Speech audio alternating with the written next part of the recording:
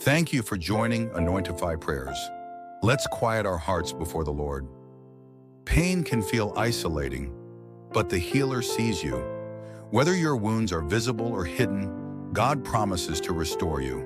Psalm 147 verse 3 says, "He heals the brokenhearted and binds up their wounds." Speak this prayer, believing healing is not just possible, it's on the way. Lord, I come to you in pain, but also in faith. I believe you are the God who heals, body, mind, and spirit. Reach into the places that medicine can't touch. Restore what's broken inside of me.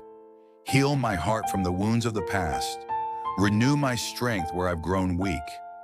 I receive your healing presence now. You know every cell in my body, every hidden emotion, every prayer I didn't know how to say. I trust you. I believe you. Let your peace flow like a river over every part of me.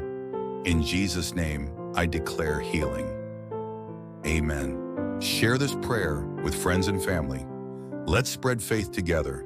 And don't forget to subscribe for more.